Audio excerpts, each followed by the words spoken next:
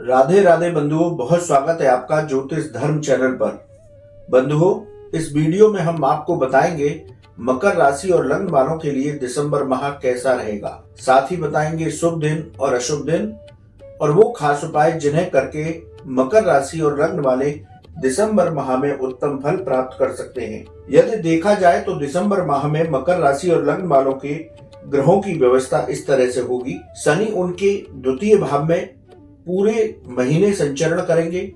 राहु भी देवगुरु बृहस्पति की राशि में तृतीय भाव में पूरे महीने संचरण करेंगे। गुरु भी पूरे महीने अपनी मित्र राशि मंगल देव की राशि में चतुर्थ भाव में संचरण करेंगे। केतु पूरे महीने आपके नवम भाव में कन्या राशि में संचरण करेंगे। शुक्र यहाँ पर मालव्य योग बनाएंगे जो बहुत उत्तम लाभ देगा।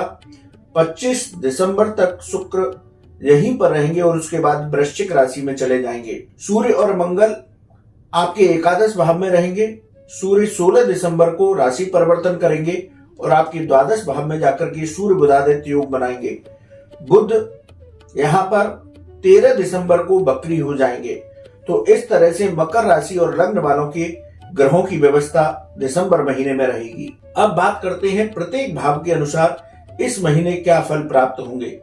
प्रथम भाव आपका व्यक्तित्व का भाव है, आत्मविश्वास का भाव है। शनि प्रधान राशि है मकर राशि। शनि की 7.5 चल रही है मकर राशि वालों पर, अंतिम प्रवास चल रहा है। यदि इस भाव की चर्चा की जाए तो आपके आत्मविश्वास और व्यक्तित्व में वृद्धि होगी। पिछले रुके हुए काम आपके बनने लगेंगे। नौकरी में आप सामंजस्य बनाकर चलें। नौकरी में आपको सफलता प्राप्त होगी इस महीने। आपका आर्थिक पक्ष भी इस महीने मजबूत होगा, लेकिन वाणी पर नियंत्रण बना करके चलेंगे तो आपके सारे काम बन जाएंगे। अब बात करते हैं द्वितीय भाव की। ये भाव धन का भाव है, वाणी का भाव है और परिवार का भाव है। तो यदि धन की बात की जाए तो इस महीने आपको धन लाभ के विशेष अवसर प्राप्त होंगे। आपका इस महीने धन आगमन ठीक ठाक रहेगा। वाणी की मधुरता बनाए रखें। परिवार में कोई भी वाद विवाद की स्थिति है तो उससे बचने का प्रयास करें। अब बात करते हैं पराक्रम भाव की, तृतीय भाव की। ये छोटे भाई बहन मित्रों का भाव है, छोटी यात्राओं का भाव है और आपके पराक्रम का भाव है। तो इस महीने राहु यहाँ पर पूरे महीने रहेंगे तो आपके पराक्रम में वृद्धि होगी। मन पर किसी भी तरह की चिंताओं को हावी न होने दें। सकारात्मक सोच के साथ इस महीने आगे बढ़ते रहें, आपको सफलताएं प्राप्त होंगी। नौकरी व्यापार में यदि कोई परिवर्तन होता है तो वो आपके लिए लाभप्रद होगा। आपके पुरुषार्थ से आपके काम बनेंगे। अब बात करते हैं चतुर्थ भाव की। यहाँ देवगुरु बृहस्पति विराजमान है मित्र राशि मंगल देव की राशि में। तो ये आपके मानसिक सुख में वृद्धि करेंगे। माता के स्वास्थ्य में सुधार होगा। प्रॉपर्टी खरीदने के इस महीने विशेष योग बनेंगे। एजेंसी संबंधी जो लोग काम करते हैं उनको लाभ होगा। अब बात करते हैं पंचम भाव की। ये भाव अचानक धन लाभ, विद्या, संतान सुख और प्रेम संबंधों का भाव है। तो स्टॉक मार्केट में यदि आप निवेश करते हैं तो आपको लाभ प्राप्त होगा। इस महीने संतान सुख की प्राप्ति होगी। विद्यार्थियों को सफलताएं मिलेंगी। संतान के साथ आपके संबंध मधुर होंगे और प्रेम संबंध भी आपके इस महीने मधुर रहेंगे। अब बात करते हैं छठे भाव की। छठे भाव कर्ज का, रोग ऋण शत्रुओं का भाव है। तो कर्ज उतारने का प्रयास करें। नया कर्ज लेने से इस महीने बचें। शत्रु पक्ष से सावधान रहकर के चलना होगा। त्वचा और गले संबंधी बीमारियां आपको इस महीने परेशान कर सकती हैं। अब बात करते हैं आपके सप्तम भाव की। ये व्यापार, व्यापारिक साझेदारी और आपके गृहस्थ जीवन का भाव है। राहु का आपके सप्तम भाव से दृष्टि संबंध है। तो व्यापार में जल्दबाजी में निर्णय लेने से बचें। व्यापार में हालांकि आपको सफलता मिलेगी। नई व्यापारिक कोई साझेदारी करना चाहते हैं तो उसमें अभी थोड़ा सा बचकर रहे। गृहस्थ पक्ष आपका उत्तम होगा। बंधुओं, बात करते हैं अष्टम भाव की। अष्टम भाव आपके आकस्मिक घटनाओं का भाव है। रिसर्च और विदेश संबंधी मामलों का भाव है। तो 16 दिसंबर के बाद जब सूर्य यहाँ पर आ जाएंगे द्वादश में तो उनका दृष्टि संबंध आपके अष्टम भाव से होगा। तो विदेश संबंधी मामलों में सफलता मिलेगी। विदेश से लाभ प्राप्त होगा। रिसर्च से जुड़े लोगों को सफलता मिलेगी। आपके कार्यों की सराहना होगी।